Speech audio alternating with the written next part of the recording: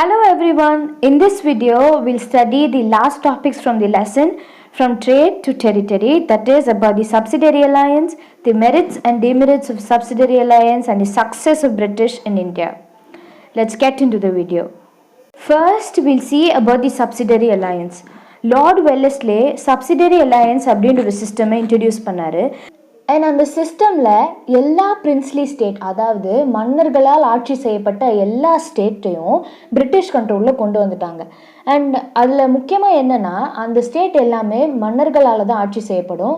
ஆனால் அந்த மன்னர்களுக்கு என்ன செய்யணும் என்ன செய்யக்கூடாது அந்த மன்னர்களை பிரிட்டிஷ் தான் கண்ட்ரோல் பண்ணுவாங்க. ஸோ இன்டைரக்டாக அந்த ஸ்டேட்டை கண்ட்ரோல் பண்ணுறது, இன்டைரக்டாக பிரின்ஸ்லி ஸ்டேட்டை கண்ட்ரோல் பண்ணுற பவர் பிரிட்டிஷ்கிட்டே இருந்தது. ஸோ இந்த இதை தான் சப்சிடரி அலையன்ஸ் அப்படின்னு சொல்கிறாங்க. அண்ட் இந்த சப்சிடரி அலையன்ஸ் சிஸ்டம் பிரிட்டிஷ் டெரிட்டரியை நம்ம இந்தியா முழுக்க பெரிய பொலிட்டிக்கல் இன்ஃப்ளூயன்ஸாக ஆக்குச்சு. இது ரொம்ப ஒரு பெரிய இன்ஃப்ளூயன்ஸாக இருந்துச்சு. அண்ட் அந்த பிரின்ஸ்லி ஸ்டேட் எல்லாம் தி ப்ரொடெக்டட் ஸ்டேட்டுன்னும் அந்த ரூல் பண்ணுற பிரிட்டிஷை தி பேரமௌண்ட் பவர்னும் ரெஃபர் பண்ணாங்க. ஏன்னா இந்த ஸ்டேட்டோட அல்டிமேட் பவர் பிரிட்டிஷ் கையில் தான் இருந்துச்சு. அண்ட் பிரிட்டிஷ் தான் இந்த ஸ்டேட்டை எல்லா கஷ்டங்கள்லேருந்தும் சேஃப்கார்ட் பண்ணணும் அண்ட் இன்டர்னல் பீஸை பாதுகாத்துக்கிறதுக்கு பிரிட்டிஷோட பொறுப்பில் தான் இருந்துச்சு. ஸோ பிரிட்டிஷை தி பேரமௌண்ட் பவர்னு ரெஃபர் பண்ணாங்க. இப்போது இந்த சப்சிடரி அலையன்ஸ் சிஸ்டமோட மெயின் ஃபீச்சர்ஸ் என்னன்னு பார்க்கலாம். இப்போ ஏதாவது ஒரு இந்தியன் ரூலர் இந்த சப்சிடரி அலையன்ஸை அக்செப்ட் பண்ணிக்கிட்டாங்கன்னா ஃபர்ஸ்ட் அவங்க என்ன பண்ணணும்னா, அவங்க ஸ்டேட்டுக்கு அவங்க தனியாக ஒரு ஆர்மி வச்சுருப்பாங்க, ஒரு தனியாக ஒரு படை வச்சுருப்பாங்க.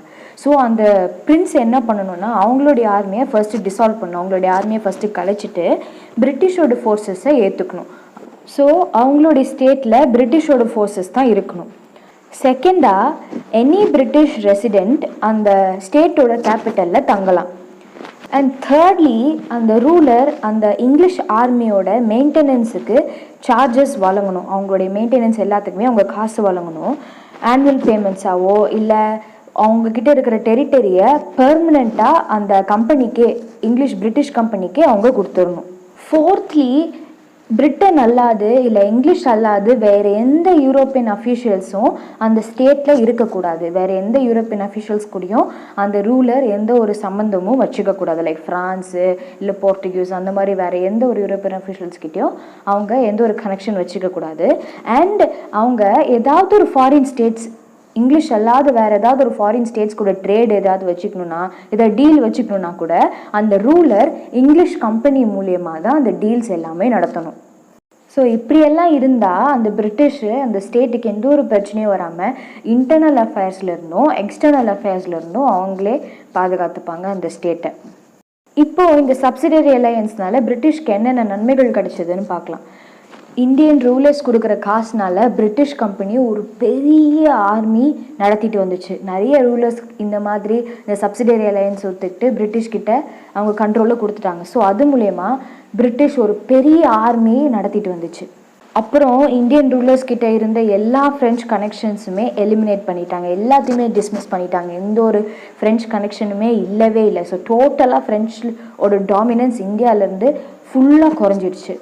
அண்ட் அப்புறம் பிரிட்டிஷ் பிரின்ஸ்லி ஸ்டேட்டோட ஃபாரின் பாலிசி எல்லாத்தையுமே அவங்க தான் கண்ட்ரோல் பண்ணாங்க. எந்த ஒரு ஃபாரின் டீலோ இல்லை எந்த ஒரு அஃபேரோ இந்தியன் ரூலர்ஸால் அவங்க நேரடியாக வச்சுக்கவே முடியல. வெல்லஸ்லே கொண்டு வந்த இந்த சப்சிடரி அலையன்ஸ் அப்படின்ற ஒரு சிஸ்டம்னால British empire in India British empire of இந்தியாவாக மாறிச்சு. பிரிட்டிஷ் ஏதோ ஒரு சின்ன சின்ன ஸ்டேட்டு அங்கங்கே அவங்களுடைய எம்பையரை ஸ்ப்ரெட் பண்ணி ரூல் பண்ணுறாங்கன்றது போய் ஃபுல் இந்தியாவுமே பிரிட்டிஷ் தான் ரூல் பண்ணாங்க. ஃபுல் இந்தியாவும் பிரிட்டிஷோட கண்ட்ரோலுக்கு வந்துச்சுன்னு இந்த சப்சிடரி அலையன்ஸ் மூலியமாக மாறிச்சு. அடுத்து இந்த சப்சிடரி அலையன்ஸ் மூலியமாக இந்த பிரின்ஸ்லி ஸ்டேட்டுக்கு என்னென்ன குறைகள் ஆச்சு, அதில் என்னென்ன நடந்துச்சு அப்படின்றத பார்க்கலாம். இந்த சப்சிடரி அலையன்ஸ் மூலயமா இந்தியன் ரூலர்ஸ் எல்லாமே ரொம்ப வீக் அண்ட் இர்ரெஸ்பான்சிபிள் ஆகிட்டாங்க. அவங்களுடைய டியூட்டிஸ் என்னன்றதே மறந்து அவங்க எந்த டியூட்டிஸுமே செய்யாமல் எல்லாமே பிரிட்டிஷ் கையில் கொடுத்துட்டாங்க. அவங்க தன்னுடைய டியூட்டிஸை எக்ஸ்ப்ளாய்ட் பண்ணி அது எதுவுமே ஒழுங்காகவே அவங்க செயல்படுத்தவே இல்லை. ஸோ ஃபர்ஸ்ட் யார் எந்த ஸ்டேட் சப்சிடரி அலையன்ஸ் அக்செப்ட் பண்ணிச்சுன்னா அது ஹைதராபாத் தான். 1798 அப்போ சப்சிடரி அலையன்ஸை ஹைதராபாத் அக்செப்ட் பண்ணிச்சு. அதுக்கப்புறமா தாஞ்சூர் 1799 அப்போ அக்செப்ட் பண்ணிச்சு. அடுத்து அவாத் 1801 அக்செப்ட் பண்ணிச்சு. அடுத்து பேஷ்வா 1802, அடுத்து போன்ஸ்லே 1803, அடுத்து Gwalior 1804, Indore 1870, Jaipur, Udaipur and Jodhpur at 1818. So first ஹைதராபாத்லேருந்து கண்டினியூஸாக இத்தனை பிரின்ஸ்லி ஸ்டேட்ஸ் அந்த சப்சிடரி அலையன்ஸை அக்செப்ட் பண்ணிக்கிச்சு. அடுத்து டாக்ட்ரைன் ஆஃப் லேப்ஸ் அப்படின்ற ஒரு பாலிசியை பற்றி பார்க்கலாம். லார்ட் டல்ஹௌசி அப்படின்ற ஒருத்தர் பிரிட்டிஷோட சீஃப் ஆர்கிடெக்ட்ஸாக இருந்தார். அவர் ஒரு பெரிய இம்பீரியலிஸ்ட். அவர் ஒரு நியூ பாலிசியை அடாப்ட் பண்ணார். அண்ட் அந்த பாலிசி பேர் டாக்ட்ரைன் ஆஃப் லேப்ஸ். அண்ட் இந்த பாலிசி பிரிட்டிஷ் எம்பையரை எக்ஸ்டெண்ட் பண்ணுறதுக்கு ரொம்பவே யூஸ்ஃபுல்லாக இருந்துச்சு. இந்த பாலிசி 1848 அப்போ டிக்ளேர் பண்ணப்பட்டுச்சு. அண்ட் இந்த பாலிசியில் என்ன சொல்லியிருந்துச்சுன்னா, ஏதாவது ஒரு நேட்டிவ் ரூலர்ஸ் அவங்களுக்கு குழந்தை இல்லாமல் அவங்க இந்த பிரிட்டிஷ் கம்பெனியோட பெர்மிஷன் இல்லாமல் ஏதாவது ஒரு சில்ட்ரனை அடாப்ட் பண்ணாங்கன்னா, அந்த அடாப்ட் ஆன அந்த பிள்ளைக்கு அவங்களுடைய பர்சனல் ப்ராப்பர்ட்டி மட்டுமே தான் போகுமே தவிர, அந்த ரூலருக்கு இருக்கிற பர்சனல் ப்ராப்பர்ட்டி மட்டுமே தான் போகுமே தவிர, அந்த அடாப்ட் ஆன சன்னுக்கு அந்த கிங்டம் கொடுக்கப்படாது. அதுக்கு பதிலாக அந்த ராஜாவோட கிங்டம் பிரிட்டிஷ் கண்ட்ரோலுக்கு போயிடும் அப்படின்றது தான் இந்த பாலிசி. இந்த பாலிசி இந்தியன்ஸால் ரொம்பவே அப்போஸ் பண்ணப்பட்டுச்சு. ஸோ இந்த டாக்ட்ரைன் ஆஃப் லேப்ஸ் தான் 1857 நடந்த தி கிரேட் ரிவால்ட்டுக்கான காஸ். ஸோ இந்த டாக்ட்ரைன் ஆஃப் லேப்ஸ் கீழே இணைக்கப்பட்ட ஸ்டேட்ஸ் எதுனா, சத்தாரா இன் 1848, 1849 ஜெய்ப்பூர், 1849 சாம்பல்பூர், 1850 பஹத், 1852 உதய்பூர், ஜான்சி இன் 1853, நாக்பூர் இன் 1854. இப்போது பிரிட்டிஷோட சக்ஸஸ்க்கு என்னென்ன காரணங்கள்னு பார்க்கலாம். பிரிட்டிஷ்கிட்ட நிறைய நேவல் பவர் இருந்துச்சு. அந்த ஃபேக்டர் பிரிட்டிஷோட சக்ஸஸ்க்கு ரொம்ப ஹெல்ப்ஃபுல்லாக இருந்துச்சு. அண்ட் அவங்களுடைய டெவலப்மெண்ட் இன் டெக்ஸ்டைல் ரொம்ப வாஸ்ட்டாக இருந்துச்சு. அண்ட் அவங்கக்கிட்ட நிறைய லேபர்ஸ் இருந்தாங்க. ஸோ அதை நல்லா டிவைட் பண்ணி அவங்க நல்லா யூஸ் பண்ணிக்கிட்டாங்க. பிரிட்டிஷ்கிட்ட நல்ல எக்கனாமிக் ப்ராஸ்பெரிட்டி இருந்துச்சு. அண்ட் ஸ்கில்ஃபுல் டிப்ளமசி, அதாவது ராஜதந்திரம், பிரிட்டிஷ்கிட்ட அவங்களுடைய ராஜதந்திரத்தினால அவங்க நிறையா சக்ஸஸ் ஆனாங்க. Indian rulers and Indian merchants கிட்ட அவங்க ஏற்படுத்தின அந்த இன்செக்யூரிட்டி ஃபீலிங்னால பிரிட்டிஷ்க்கு ஒரு பெரிய சக்ஸஸ் கிடச்சிது.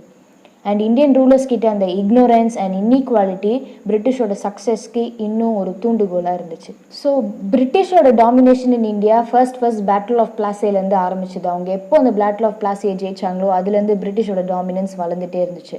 And British East India Company எந்த ஒரு பீப்புள் இன்ட்ரெஸ்ட்காகவும் இல்லை பீப்புள் வெல்ஃபேர்க்காகவும் இல்லை, அது வெறும் இம்பீரியலிஸ்டிக்காகவும் எக்ஸ்பேன்ஷனுக்காகவும் டாமினன்ஸ்க்காகவும் மட்டுமே தான் அந்த கம்பெனி இருந்துச்சு.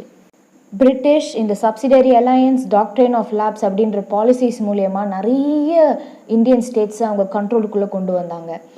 ஸோ இந்த பாலிசிஸ்னால இந்தியாவில் நிறைய ரிபெலியன் நடந்துச்சு. ரிபெலியன்னா கிளர்ச்சின்னு சொல்லுவாங்க. கிளர்ச்சின்னா ஒரு ஆர்ம்டு ஃபோர்ஸ் எதிர்த்து இன்னொரு ஆர்ம்டு ஃபோர்ஸ் சண்டை போடுறது, அதுதான் கிளர்ச்சின்னு அர்த்தம். 1800ஸ்லேருந்து 1801 சவுத் இண்டியன் ரெபெலியன் அப்படின்னு ஒரு ரெபெலியன் வெடிச்சுது. அடுத்து 1806 வெல்லூர் ரெபெலியன் நடந்துச்சு. 1857 தி கிரேட் இண்டியன் ரெபெலியன் நடந்துச்சு. வெற்றிகரமாக இந்த லெசனை முடிச்சாச்சு, ஃப்ரம் ட்ரேட் டு டெரிட்டரி. இந்த லெசன் உங்களுக்கு நல்லாவே புரிஞ்சிருக்கும்னு நினைக்கிறேன். ஏதாவது புரியலன்னா நீங்கள் கமெண்ட் செக்ஷனில் உங்களுடைய டவுட்ஸை கேட்கலாம். தேங்க்யூ ஃபார் வாட்சிங் this video with full patience, and do not forget to subscribe and like. Thank you again.